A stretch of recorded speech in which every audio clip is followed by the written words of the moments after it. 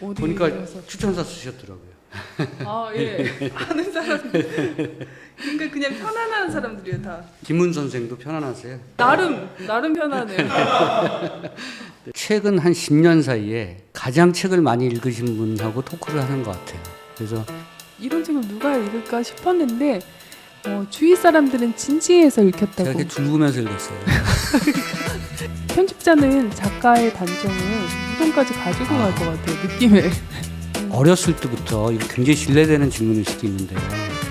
그것이 남자가 됐든 여자가 됐든 지적인 사람에게 끌렸습니까?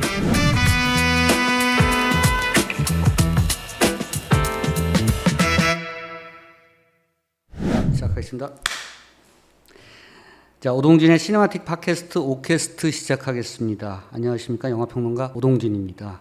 한 권의 책이 만들어지는 과정을 보통 출산에 비교하기도 하죠. 저자가 임산부라면 그 산파 역할을 하는 사람이 바로 편집자, 에디터입니다. 저자와 함께 산고를 함께하는 사람인데요. 한의 경우 편집자가 누구냐에 따라서 신생아, 즉 책의 성과와 퀄리티가 완전히 달라진다고 합니다. 우리나라에서는 편집자가 사실 철저히 가려져 있는 경우가 굉장히 많죠. 자신의 이야기를 책으로 내서 주목받는 베테랑 편집자 한 분이 계셔서 오늘 자리에 모셨습니다. 읽는 직업이라는 책을 내셨는데요. 아주 책 제목도 좋습니다. 저자 이은혜 선생 모시겠습니다. 안녕하십니까? 네, 안녕하세요, 선생님. 네. 저는 네. 그랑아리 출판사에서 편집장 맡고 있는 이은혜라고 하고요. 네.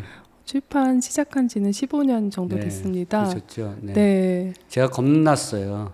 왜냐하면 몇 가지가 있는데 제가 아마 최근 한 10년 사이에 가장 책을 많이 읽으신 분하고 토크를 하는 것 같아요. 그래서 제가 어떤 친구한테 야, 오늘 토크는 좀 겁이 난다. 너무 많이 읽는 사람하고 어떻게 얘기를 해야 되지? 이런 것 하나 있었고요. 또 하나는 사실 이건 좀 약간 좀 이상한 얘기일 수도 있는데 차이가 나면 어떻게 할까? 차이요? 네, 그러니까 보통 네. 이제 제가 사람들한테도 얘기할 때가 있거든요. 글을 쓸 때는 사실은 자기가 가장 명징할 때 쓰잖아요. 네. 자기 정신세계와 네, 네. 이런 것들이 명징할 때 쓰는 때라 술 마실 때 사람하고 얘기할 때는 좀 다른 모습이 나오거든요. 그렇죠. 그러니까 네. 책 쓴 저하고 네, 실제 좀 완전히 이야기하는 다르시면 제가 어떨까? 뭐 다르시죠. 이런 네. 거. 뭐 이런 것들이 약간 오늘 자리 오면서 네. 약간 좀 긴장이 된다고 할까 그랬었습니다. 네. 다르면 좋겠네요. 근데 아마 안 다를 것 같은 네, 게. 저는 굉장히 다르거든요. 왜냐면 그래서- 이 책이 되게 진지한데. 네, 이 책 비슷한- 굉장히 진지하고 네. 재미있고 깊고 넓어서 저는 뭐랄까 최근에 본 책 중에서 가장 뭐랄까요 이렇게 마음 깊이 봤습니다. 네. 감사드립니다, 네. 선생님. 읽는 직업이라고 하는 게 사실 고통의 직업이죠. 어떻습니까? 고통의 직업이라고 생각한 적은 거의 제 경우는 거의 없는 거의 것 같아요. 없으시고요. 네. 네. 왜냐하면 네. 쓰는 건 고통이라는 걸 알아요. 네네. 왜냐면 주위 작가들한테서도 많이 보고 네. 그리고 저 역시 이번에 써보고 평소에 뭐 신문 칼럼을 또 쓰고 있기 때문에 네. 쓰는 건 일종의 고통이라는 건 아는데 네. 아시다시피 읽는 거는 수동적인 영역에 속해요. 네. 네. 그러니까 제가 어떤 창조적인 고통을 끌어낼 필요도 없고 그리고 뭐 말하자면 집에서 침대에 누워서 읽을 수도 있는 거고 네. 네. 그다음에 머리 아플 땐 잠시 쉬었다가 네. 뭐 산책하고 돌아와서 다시 읽어도 전혀 상관없기 때문에 네. 대체로는 고통이랑은 관계가 없는 이게 직업이에요. 다 개인적 경험을 가지고 얘기하는 것 같아요. 왜냐하면 네. 제가 영화를 수없이 봐야 되는 사람이니까 네. 그 1시간 반이나 2시간의 영화를 볼 때 좋은 작품을 보면 굉장히 좋죠. 네. 그리고 뭐 평범한 작품을 보더라도 뭐 그렇게 뭐 어렵지 않은데 그 흔히 얘기하는 졸작, 네. 망작 이런 네. 작품을 감독과 같이 앉아서 봐야 될 때나 이럴 때는 좀 고통스럽거든요. 그러면 그거는 서평 기자한테 기자님은 비유하실 수 아하, 있는 게 네. 시중에 나와 있는 책들을 어쨌든 다 읽고 자기 취향이 안 맞아도 그렇구나. 기사를 써야 되는데 편집자는 자기가 기획한 책을 읽기 때문에 별로 고통스러운 그렇군요. 경우는 거의 없고요. 그 몰입감이 다르니까. 그렇죠. 네. 제가 만들고 싶어서 기획한 책이니까 전혀 좀 차원이 다르고 그 고통스러운 순간이 두 가지 정도 있어요. 그게 뭐냐면 책에 보니까 투고를 많이 받으시잖아요. 네. 그런 그렇죠. 글을 볼 때는 조금 또 고통스러운 네네. 원고는 패스하는 경우도 네. 종종 있어요. 그러니까 네. 제목만 보고 네. 패스를 하는 경우가 있고 고통스러워하는 경우는 이런 경우 있어요. 그러니까 그 대표나 편집장급이 아니어서 아하. 자기가 들어왔는데 이전 편집자가 기획해 놓은 아하. 원고를 봐야 될 때 자기가 봤을 때는 좋은 원고가 아니면 계속 미뤄요. 그래서 출판계에 보면 5년 동안 7년 동안 안 나오는 원고들이 있는데 그 원고는 당연히 바빠서 못 내는 거기도 하지만 사실은 원고가 내고 싶지 않은 거죠. 예, 딱히 네. 손에 집히지 않는 경우가 네. 있거나 해결해야 할 문장 투성이거나 네, 뭐 네. 그런 경우가 있겠죠 아무래도. 첫 질문 좀 제가 잘못한 것 같아요. 첫 단추 잘못 낀 것 같고요. 이은혜 선생님에 대해서 좀 살짝 좀 소개를 좀 해야 될까요? 일단 전공을 뭐로 하셨는지 좀 궁금하고요. 이 편집자가 되시기까지는 관련 전공을 하신 분인가 아니면 전혀 다른 전공을 하셨을까 이런 것도 궁금하고요. 수련 과정을 어떻게 네, 거치셨을까 이런 것도 좀 네. 궁금하고요. 뭐 어쨌든 일반적으로 독자적인 편집자가 되기 전에 어떤 회사에서 이런 편집 기자로 일을 하시거나 이랬을 것 같고요. 네, 편집장으로도 일하셨을 것 같고 어떠셨습니까? 저는 그냥 대학원에서 석사까지 아하. 정치학을 전공하고 정치학이요. 예, 그 네. 후에 저희 선배들이 가는 길이 딱 3가지 정도였어요. 네. 첫 번째가 이제 뭐 박사학위 가정 들어가서 계속 공부하거나 네. 두 번째로 제일 많이 간 게 국회의원 보좌관. 네. 그리고 세 번째가 아, 출판사였어요. 그렇군요. 근데 네. 대체로는 이래서 저희 선배들이 갔던 출판사가 후마니타스 같은 데예요. 왜냐면 거기 정치학 사회학, 예, 네. 정치학 전공한 석사나 박사 과정 출신들이 후마니타스에 지금 어허. 많이 근무하고 있는데 네. 거기 편집장도 저희 선배고 네, 박사까지 하셨고 네. 그런 분들을 보면서 출판사가 하나의 대안이 될 수 있겠구나라는 생각을 그때 하기는 했어요. 네. 그런데 이제 언론고시 없이 이제 시험을 치를 수 있는 게 교수신문이라는 학술 기자로서 네. 기회가 주어져서 거기서 첫 직장 생활을 했는데 3년 반 동안 그 학술 담당 기자를 했습니다. 아하. 그런데 그때 당시에 학술 기자를 하다 보니까 어떤 기획 기사들을 좀 많이 그 외부 필자들을 섭외해서 많이 다뤘는데 기획할 때마다 유수의 출판사들에서 이제 같이 책을 네. 그 기획을 책으로 내고 싶다는 네, 연락이 네. 왔어요. 왜냐면 아. 신문사는 필자 섭외가 좀 네, 쉽잖아요. 그렇죠. 네네. 그때 컨택 갔던 출판사가 민음사, 돌베개, 아하. 뭐 휴머니스트 같이 네. 커다란 출판사였고 네. 그래서 근무하면서 제가 저자는 아니지만 기획자로 생각의 나무 그리고 돌베개랑 네, 책 작업을 돌베개. 하게 네. 되면서 네. 출판을 꼭 한번 해보고 싶다라는 생각을 했어요. 네. 그런데 이제 3년 반 만에 어떤 일로 인해서 신문사를 나오게 됐고 대표님도 이전 직장 선배였습니다. 그래서 둘이 같이 나오게 되면서 제가 여기 이제 문학동네 대표님 찾아뵙고 네. 출판사를 하나 만들고 싶다라는 이제 포트폴리오를 제출하고 출판사를 직접 그때 젊었을 때 네. 차리고 싶다라는 이제 출판사에 뭐랄까 이렇게 들어가는 게 아니라 입사하는 게 아니라 네. 이제 경험 없이 30대 때였죠. 그렇죠. 네. 저 33살이고 이제 대표님은 36살일 텐데 아하. 전혀 경험 없이 사실은 글을 다루는 거잖아요. 네, 그러니까 네. 선생님도 만약에 출판사 하고 싶으시면 책도 내시고 하셨으니까는 처음에 쉽게 시작할 수 있다고 생각을 하거든요. 아니, 저는 이제 영화사를 차렸죠. 네. 그래서 쫄딱 망했죠.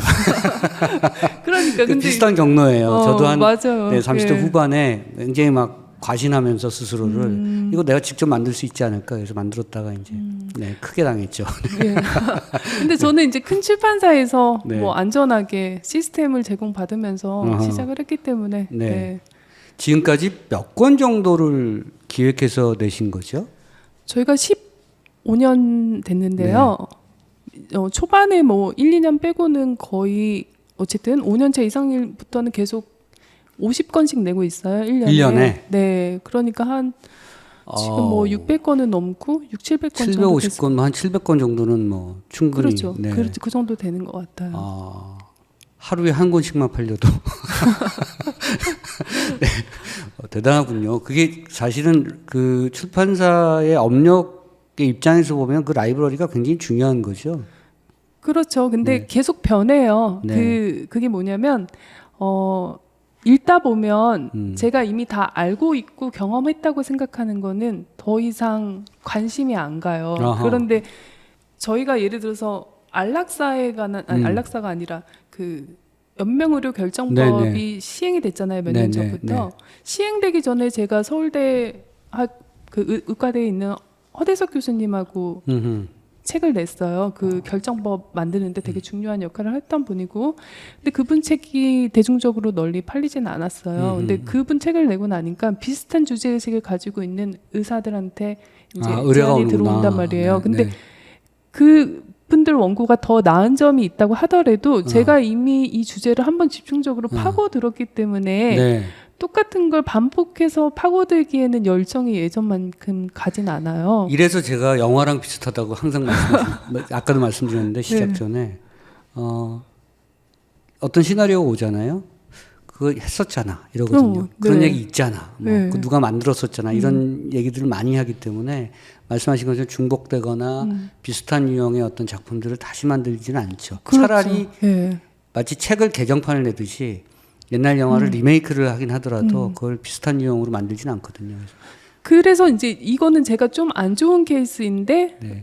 비슷한 제안이 들어와서 뭐 좀 지치기도 하고 내용을 반복해서 다룰 수가 없어서 거절을 했어요. 그게 다른 큰 출판사로 넘어갔어요. 그 교수가 저희 쪽이랑 안 내게 되면서 갔는데 그쪽 출판사에서 되게 잘 된 거예요. 아하. 그럴 경우에도 어쩔 수 없다고 생각해요. 왜냐하면 그쪽에서는 처음 겪는 문제의식이잖아요. 근데 저는 반복해서 계속 겪을 수는 없기 때문에 뭐 비슷한 걸 하기도 하지만 많이 물리치기도 하고 그러는 것 같아요. 책이라고 한 게 자기 운명이 있는 거죠. 뭐 네. 굉장히 심혈을 기울여서 기획해서 만들었지만 대중들한테 잘 다가서지 못하는 경우도 있고, 뭐 그럴 경우는 거의 없겠습니다만, 뭐 살짝 뭐 예를 들어 다른 책보다는 약간 루즈하게 냈는데 네. 생각보다 굉장히 잘 되는 경우도 있고, 자기 운명이 있는 거죠. 네, 네. 많죠 그런 게. 지금까지 한 700권 정도 책을 내시면서 뭐랄까 가장 자부심을 갖는 책이 있으시다.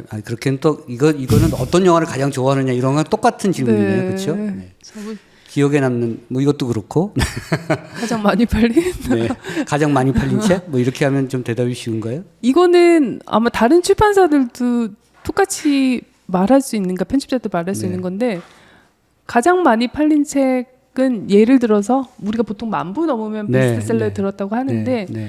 그래도 그러니까 많은 사람이 알 수 있는 책은 10만 부는 넘어야지 네. 알 수가 있어요. 네. 근데 저희는 베스트셀러가 많은 출판사가 아니어서 사실은 17년 동안 10만 부 넘은 게 딱 2권이에요. 네. 그 중에 하나가 토마 피케티의 아하, 21세기 자본이고요. 저도 가지고 있을 정도. 그러니까요. 그게 이제 11만 부 팔렸고 네, 네.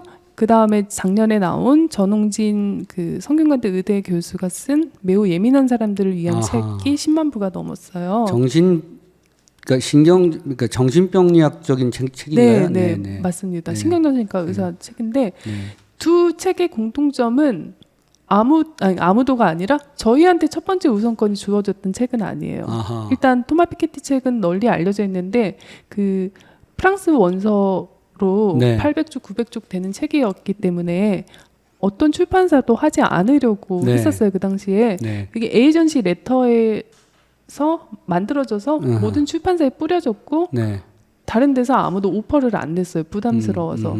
근데 저희는 워낙 두꺼운 책을 좋아하기도 하고 뭐 책에도 썼지만 두꺼운 책 옹호론 네. 같은 게 있잖아요. 그래서 네. 일단 꽂아 두는 것도 중요하다. 네, 그렇죠. 이런 말씀하셔서 굉장히 위안을 주셨어요. 그리고 이제 좋아하기도 해요. 한 네. 번에 그 세계를 좀 정복하는 거를 네. 좋아하기도 해서 그 책 아무도 오퍼 안 낼 때 저희가 뭐 한국 돈으로 네. 500만 원 주고 오퍼를 냈는데 뭐 아무튼 갑자기 스타가 되면서 10만 부가 넘었군요, 그치? 예, 11만 부 정도 팔렸어요. 토마 피케티가 뭐 각주나 이런 거 전혀 붙이지 못하기 때문요. 네, 굉장히 까다로운 까다로운 저작권이었어요. 저자였던 거죠. 네, 까다롭고 자본과 이데올로기라는 책이 지난해에 저희 말고 문학동네에서 나왔는데 네. TV 출연 같은 것들도 뭐 굉장히 까다롭게 취소하기도 하시고 네. 뭐 쉽지 않은 학자이긴 한데 그래도 되게 존경하고 그 학자로 인해서 촉발된 문제 의식 때문에 21세기 자본 이후에 한 3, 4년간은 그랑아리가 불평등 문제에 네. 집중을 했었거든요. 한국 현대사회 문제에 대한 한국뿐만이 아니라 뭐 현대사회 문제에 대한 여러 가지의 계급적 계층적인 어떤 새로운 축을 제시한 책이죠. 네. 네. 세습 자본주의 뭐 등등 여러 가지 네, 용어도 그렇죠. 많이 예. 유포가 됐고요. 네. 그 토마 피케티 얘기를 하면 어느 자리에서 좀 한동안은 있어 보이고 뭐. 선생님은 다 그래도 좀 보셨나 봐요. 제가 탈탈 털면서 보진 못했어요. 그러니까 저도 이제 뭐 예를 들어서 그런 논쟁이 있고 뭐 그런 이론이 있으니까 들여다 봤었죠. 근데 워낙 두꺼워서 네. 정말 두려운 책이죠. 그 그 책, 예. 11만 부. 네. 그게 있었고 두 번째 책은 작년 7월 말에 나왔던 전홍진 교수님 책인데요. 이 책도 다른 출판사가 먼저 검토를 했어요. 네. 근데 이 책이 진지해요. 왜냐하면 이 교수님이 정신과 교수 된 지 11년 만에 자기가 1만여 건의 그 상담 사례를 모아서 네. 한 권의 책에 집약시켰기 때문에 사실은 사례들이 엄청 많이 나오고 뇌과학 연구들이 나오고 아하. 그리고 책 페이지도 384쪽이어서 사실은 뭐 얇지 않은 분량인데 이전 출판사에서 왜 원고 검토를 하고 받아들이지 않았나 그 이유를 전해 들으니까 그 연구 같은 것들이 좀 무겁다라는 네, 네. 그러니까 똑같은 거예요. 피케티랑 네. 부담스럽고 뭐 연구 같은 것들이 좀 딱딱하고 이렇게. 근데 저는 이제 연구 기반한 책을 좋아하기 때문에 그거 하나만 마음에 들었어요. 네. 글쓰기가 마음에 든 것도 아니고 다른 게 마음에 든 것도 아니고. 진지하고 정색을 한 작품이고, 네. 그다음에 네. 연구에 기반해 네, 있고 연구에 그냥 기반하고. 심리학적인 네. 책은 제가 별로 안 좋아했었어요. 그러니까 위로 공감 이런 에세이는 인지적인 경험을 먼저 부여하지 않기 때문에 설득이 잘 안 되더라고요. 근데 이거는 연구에 기반해서 그 사람들을 하나하나를 이제 학문적으로 분석하니까 저는 금방 설득이 되더라고요. 대중적으로는 하지연 네. 씨라고, 네. 그분도 의사죠. 원래 사실은 함영중 학일종 아들이시잖아요. 아, 맞아요. 그 영화, 예. 아, 맞네요. 잘 영화계하고 아시겠네요. 굉장히 가까워요. 하지연 네. 씨가. 그래서 그 학일종 선생님이 워낙 일찍 이른 나이에 돌아가셨고 타계하셨고 작품이 워낙 뛰어난 작품들이었기 때문에 하지연 씨가 사실 영화 쪽으로 갈 뻔했었어요. 아, 그렇군요. 그랬었죠. 그러다가 언제부턴가 갑자기 그렇게 네, 정신의학에 대한 또 정신병리학에 대한 얘기를 많이 하고 유명하시죠, 네. 되게. 네. 그 사실은 현대인들이 우울증, 조울증 이런 것에 많이 시달리고 기본적으로 많이 어두운 세계에 살기 때문에 아마 그런 책들의 반향들이 있는 것 같은데요. 지금 말씀하신 것처럼 그럼에도 불구하고 팩트와 연구에 기반을 한 책이었다. 그것은 뭐 정서나 뭐 이런 감정이나 이런 쪽에 기우는 책이 아니라 그런 측면에서는 놀랍네요. 그것도 베스트셀러가 되고 그렇게 많이 팔릴 수 있었다는 것이. 이 교수님이 저희가 그 책 매우 예민한 사람들을 위한 책 초판 2,000부 찍었었는데 이 교수님도 2,000부만 다 팔리는 게 사실은 소원이었는데 그렇게 갑자기 영향력을 얻어서 2,000부만 해도 많이 나가는 거잖아요. 요즘 그렇죠? 그렇죠. 자, 편집자. 네. 편집자는 아까 말씀드린 것처럼 제가 모두에 말씀드린 것처럼 사실은 이면에 있는 분들, 대중들에게는 드러나지 않는 분들, 마치 영화의 프로듀서들이 모든 영광은 감독과 배우에게, 모든 희생과 책임은 프로듀서에게 이러거든요. 그래서 무대 위에 올라서질 않아요. 뭐 영화상 시상식에서 제작가상, 그러니까 기획상, 작품상 탈 때 이제 제작자가 올라가긴 하는데 그것도 많이 배려된, 어떻게 보면 그리 오래된 얘기가 아니고 대부분 다 감독과 배우들이 올라갔는데 편집자도 좀 비슷한 운명이라고 생각하거든요. 왜 전면에 나설 생각을 하셨는지. 네. 책을 내고 그리고 반향이 크잖아요. 지금 아마 3세 정도 또 돌입했고. 지금 5세요. 5세요. 네. 많이 나간. 그러면 권수로 따지면 아직 권수 많지 않아요. 5천 몇백 부 정도. 아유, 아까 2,000부도 제가 많다 그랬는데요. 그렇군요. 많이 나왔군요. 다행히 일단 그부터 먼저 질문 드릴게요. 왜 많이 읽을까요, 사람들이? 이게 제가 봤을 때는 제가 왜 처음에 이 책을 아무도 안 읽을 거라고 생각을 했냐면 너무 진지해서인 거예요. 처음부터 끝까지 좀 진지하고 무거워서 이런 책을 누가 읽을까 싶었는데 주위 사람들은 진지해서 읽혔다고. 제가 이렇게 줄구면서 읽었어요. 진지해서 읽혔다고 그런 이야기를 해요. 네. 근데 그거는 그냥 제 능력의 한계인 거가 뭐냐면 편집자들 중에 발랄한 사람들이 있어요. 네. 그래서 내가 이 작가한테 뭐 예를 들어서 거절을 당하고 상처를 받고 만약에 이런 일이 있을 때 그거를 뭐 작가를 만나서 눈물을 흘렸다라는 거를 아주 묘사를 잘하면서 쓸 수 있는 사람이 있겠죠. 저는 그런 상황 자체를 곧바로 묘사하는 거에 별로 관심이 없고 그렇게 이야기를 쓰는 거를 잘하지 못해요. 아니 사실 제가 약간 맥락을 좀 파고든 적이 있어요. 뭐 예컨대 A란 저자하고 뭐 굉장히 가깝고 그런데 좀 책을 한 권 내고 그러면서 멀어지고 또 B란 저자를 만나서 다시 B로 옮겨가고 뭐 이런 네. 이런 과정은 사실은 글로는 사실 드라이하게 쓰셨지만 그 감정적 교류는 굉장히 뭐랄까 타이트했을 것 같다. 네, 맞아요. 예, 흔히 얘기해서 싸우기도 많이 싸우고, 네. 서로 좋기도 굉장히 좋고, 이거는 사실 남녀간의 문제나 무슨 뭐랄까 어떤 그런 연애의 감정이 아니라 굉장히 두터운 무엇이 네. 형성됐을 것이다. 근데 그걸 한 줄 두 줄로 그냥 넘어가시더라고요. 그래서 요 과정은 요거는 저자들하고 굉장히 밀도 깊은 뭐가 있었을 것이다라고 제가 짐작을 했죠. 네. 그걸 그런 식으로 묘사를 못해요. 그걸 네. 되게 구체적으로 대화체로, 전 네. 대화가 거의 안 나오거든요. 네. 근데 이렇게 대화체로 잘 쓰는 사람이 있잖아요. 네. 근데 저는 이제 그게 한참 지나고 나서 사유화할 수 있을 때 글을 쓸 수 있기 때문에 그거는 한 번 더 들어간 거기도 하고 어떻게 보면 간접적으로 드러낸 거라서 제가 생각했을 때는 재미와는 좀 거리가 멀지 않나 무겁지 않나 싶었는데 그 점을 좋아하는 것 같아요, 사람들이. 그러니까 이 책이 굉장히 정돈된 어휘와 정돈된 어투거든요. 그러니까 다행인 것 같아요. 네. 예를 들면 뭐 소설이나 뭐 다른 에세이 같은 경우를 보면 감정적으로 굉장히 급하게 다가설 수 있는 글들이 있는데 요건 약간의 속격 효과를 불러 일으켜 주는 것 같아요. 그것이 이제 요즘 여러 가지로 막 혼란스럽고 막 뭐가 막 믹싱돼 있는 어떤 시대에 오히려 그런 정돈된 어떤 그런 어투나 이런 것들이 굉장히 신선하고 역설적으로 이렇게 받아들여졌을 그러니까. 가능성이 높다 이렇게 오히려 보는 거죠. 역설적으로 그랬던 것 같은 게 제가 처음에 책 쓸 때 다른 편집자한테 물어봤어요. 어떻게 써야 되냐 그랬더니 그 편집자가 딱 두 가지를 얘기를 했어요. 직접 인용을 많이 써라 대화책. 그리고 두 번째로 글 길이를 이게 총 27편 정도 되잖아요. 네. 글 길이를 다 똑같이 하지 말고 어떤 거는 30매, 어떤 거는 200정도지 10매 이런 식으로 변주를 줬으면 좋겠다라는 게 이제 제가 들었던 룰이었는데요. 네. 둘 다 하나도 못 지켰어요. 왜냐면 거의 이건 책 인용에 직접적인 건 있지만 대화책 인용은 없어요. 네. 그러니까 그 뭐 실제 있었던 현장감을 살리는 거는 아예 없고 상대에 대한 예의를 지키신 것도 있는 것 같아요. 그런 측면에서는 그렇죠. 너무 예, 직접적으로 예. 막 인용하면 예. 나중에 약간 좀 불쾌할 수도 그렇죠. 있고 예. 그리고 이미 지나간 관계이고 뭐 예전에 좋았던 관계를 자꾸 이렇게 뭔가 들춰내는 것 같은 느낌도 있어서 아마 그러지 않아서 좋아했을 수도 있다고 생각하고 저도 그 점이 사실은 좋았습니다. 아, 그렇군요. 네. 제가 만약에 썼으면 뭐 폭로적으로 썼을 것 같아요. 이 사람이 말이야 옛날에 나랑 술을 마실 때 말이야 어떤 짓거리를 했고 말이지 어떤 뭐 비상식적인 행동도 했고 좋은 점도 있지만 나쁜 점도 있고 그런 걸 보여주는 게 인간적인 거 아니야 그러면서 딱 들춰냈을 텐데 제 생각엔 편집자는 작가의 단점을 무덤까지 가지고 갈 것 같아요. 느낌에. 그렇구나. 네. 그게 왜냐면, 네. 그게 굉장히 또 중요한 중요한 지침 중에 하나인가요? 편집자가 갖춰야 될?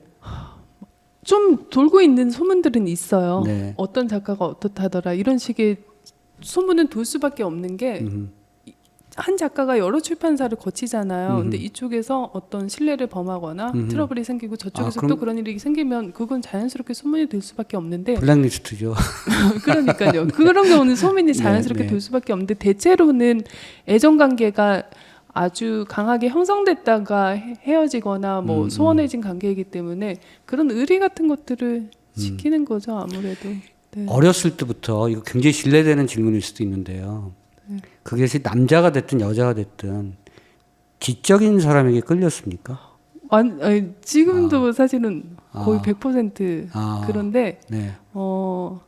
여기 저 추천사 써주신 네. 김영민 철학자 있으세요? 언급을 많이 하셨어요. 네. 네. 한없이 진지하신 분이고 네. 탕로어가 비슷하세요. 철학자시죠, 김영민 선생이? 네. 네.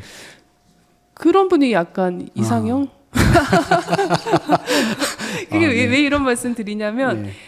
너무 뛰어난 제가 봤을 땐 뛰어난 저자고 뛰어난 학자였기 때문에 가까이 다가가기는 좀 힘들어요. 근데 제가 이분을 알고 지낸 게 28살, 27살 때부터 알고 지냈어요. 이전 직장에서요. 오래되셨죠? 근데 네. 제가 너무 흠모하면 그 어려워하진 않아요. 그러니까 흠모하는 분께 전화를 걸거나 뭘 하자고 하는 거를 어려워하는 성격은 아니에요. 그런데 이제 마음대로 막 좋아하진 않죠. 왜냐면 지켜야 될 선이 있으니까. 그 당시에 제 취미가 이제 예술의 전당에서 하는 뭐 새로운 무용 공연이나 이런 것 연극을 많이 봤었는데 그때 김영민 선생님이 전주에 계셨었어요. 근데 겁도 없이 이제 공연 같이 보자고 몇 번 모시고 가고 말씀드려서 서울까지 올라오시고 모시고 가고 뭐 그랬던 적이 있어요. 그때 왜 그렇게 멀리 계신 분께 전화해서 공연도 같이 보고 같이 만나서 밥도 먹자고 했나 돌이켜 보면 역시 지적이었기 때문에 그랬던 것 같아요. 그리고 사실은 제작 기획 쪽에 뭔가 염력이 있으신 거예요. 사람을 끌어당길 수 있거든요. 원래 영화 기획자들도 끊임없이 사람들을 만나야 되는데 예를 들면 내가 감독인데 또는 배우인데 제작자나 기획자가 만나자고 했는데 이 사람이 매력이 없어. 얘기를 했는데 다 쓸데없는 얘기만 하면 안 하거든요. 그래서 원래 영화 제작자나 기획자들도 굉장히 인간적인 매력이 있는 사람들이 많아요. 말도 잘하고 아는 것도 많고 그리고 음식점도 많이 알고 이러거든요. 맞아요. 네.